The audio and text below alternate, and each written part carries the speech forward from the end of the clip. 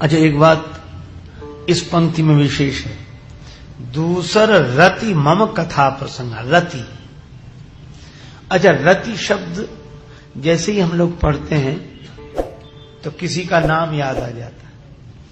काम की पत्नी का नाम रति, तो जहां रति वहीं काम, ये रति काम एक साथ रहते हैं। पर श्री तुलसीदास जी ने बड़ा अद्भुत कमाल किया, रति को काम से नहीं राम से जोड़ दिया। तभी तो श्री भरत जी से कहलाते हैं, अर्थ न धर्म न काम रुचि, गति न चहो निर्वाण, जन्म जन्म रति राम पद, यह वरदान न आन। रति तो हो पर काम न हो। भगवान की कथा में प्रीति तो हो पर कोई कामना न हो। क्योंकि हम लोग कथा सुनते समय भी कामना से भरे रहे। जैसे हम लोग अनुष्ठानात्मक कथाएं सुनते हैं ना, श्री सत्यनारायण भगवान की कथा और उनकी कथा, तो पहले ही भर जाते हैं, ये कथा सुनने का ये फल है। ऐसे बैठे रहते तो कथा तो सुनते नहीं, दृष्टि फल पर रहती कि कथा पूरी हुई और फल मिला। कामना से।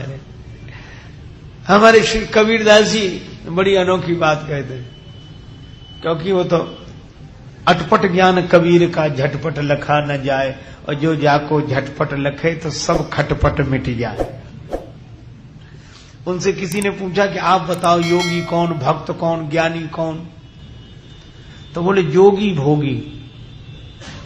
योगी कौन? बोले जो भोगी हो वही योगी है। अच्छा, और भक्त कौन? का भक्त बावरे, जो पागल हो वही भक्त है।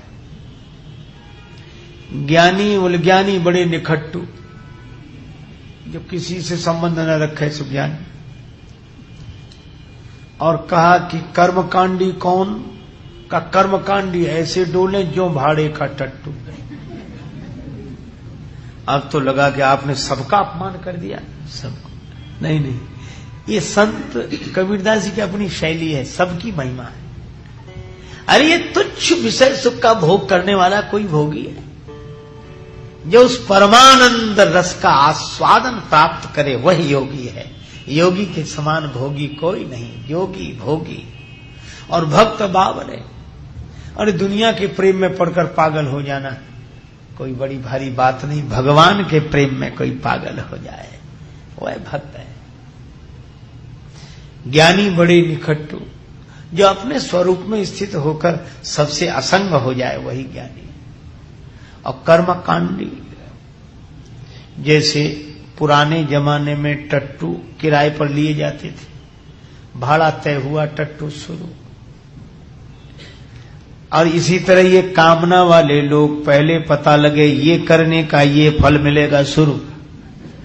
पहले भाड़ा तय हो जाए कि ये करने से ये फल मिलेगा, बस। अगर फल ना बताओ तो ये करेंगे ही नहीं। तो ये काम है।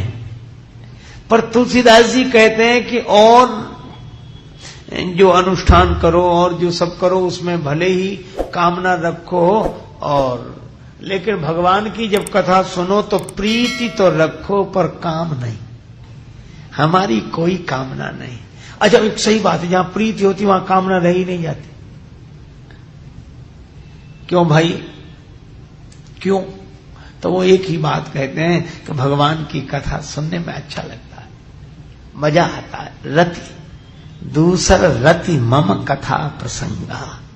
मेरी कथा में, भगवान कहते हैं मेरी कथा में प्रीति हो जाए। हम उन भगवान की कथा सुन रहे हैं जिनकी कथा शंकर भगवान कहते हैं, जिनके दर्शन के लिए शंकर भगवान कैलाश छोड़कर नीचे उतर आते हैं। स्वयं सच्चिदानंद भगवान ही इंसान के रूप में आए हैं। उनकी कथा में प्रीति, ये इंसान की कथा नहीं। अच्छा देखो, यही कारण है कि भगवान की कथा है, व्यथा मिटाने वाली, लगती तो लोक कथा जैसी है। इसलिए कई बार लोग व्यंग भी करते हैं। एक सज्जन कह रहे थे कि राम कथा सुनो, राम कथा हो रही। अरे बोले क्या सुनना, हमने बहुत सी कथा सुन डाली। मतलब क्या, जहां कथा सुनी वहीं डाली, घर चले गए खाली। पर कुछ लोग कहते हैं हमने कथा सुन रखी है, कथा सुनकर रखनी चाहिए। क्यों? क्योंकि संत संग नहीं होगा तब तक कथा में प्रीति नहीं होगी। प्रथम भगति संतन कर संगा, दूसर रतिमम कथा प्रसंगा। दूसरी भक्ति भगवान की कथा में प्रीति हो। अच्छा, अब ये इसको क्रम ही मत मान लीजिए कि पहले सत्संग करें तब कथा में प्रीति हो। ये दूसरी कहने का यह मतलब नहीं कि सीढ़ियां हैं।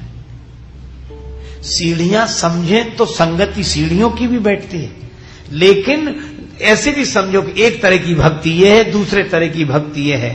कैसे? बोले अगर सत्संग होगा, संत का संग होगा तो हम भगवान की कथा तक पहुंच जाएंगे, और भगवान की कथा में अगर प्रीति होगी तो संत तक पहुंच जाएंगे। इसलिए दो में कोई भी हो, प्रथम भगति संतन कर संगा अथवा दूसर रतिमम कथा प्रसंगा। पर ऐसी प्रीति हो कि कथा सुने बिना रहा नहीं।